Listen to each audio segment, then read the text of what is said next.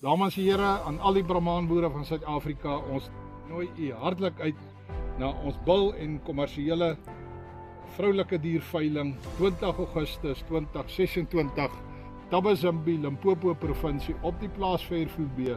Meneer Karel Chambers van Vleis Sentraal, wat is jou eerlike opinie oor die aanbieding van die bulle en die kommersiële diere? Dankie Laurens, dankie almal van julle. Ja, ons sien regtig waar uit na die 20ste Augustus. Soos julle hier kan sien, hier staan top bulle. Hier's bulle vir die stoetteler, hier's bulle vir die kommersiële teler. Ongelooflike genetika wat hier so beskikbaar is op die 20ste Augustus. As jy die veiling nie kan meemaak nie, onthou die veiling is beskikbaar op Meerkat. Jy kan op Vleis Sentraal se webblad gaan kyk. Maar ons sal op die sosiale media vir die inligting deurgee. So ons sien nou uit daarna om julle te sien die 20ste Augustus hier so by die plaas Fairfield B. Lekker boer en sien vir julle dan, dan kry jy 'n goeie bil hierso.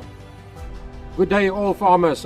We'd like to invite you to the wool and commercial sale of wool, Don and One on the 20th of August. Mr. Craig Leroux is our auctioneer.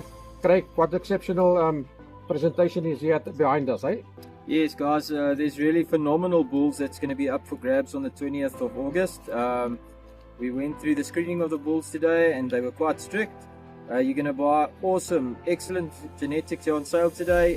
Phenomenal bulls, as I mentioned before, hardwater bulls, ready to work. So yeah, don't miss out on the sale. We've got 50 bulls and about 110 commercial females, some cows and calves, some pregnant females, some heifers. Please come see us on the 20th of August. If you cannot make the auction, you're more than welcome to watch the auction on Meerkat. See you then. Dames en here, ons wag vir u arrivering die 20ste Augustus. Kom kuier die aand voor die tyd saam met ons en kom geniet 'n lekker plaasveiling. Baie dankie van die Louma boerdery span, Don en One.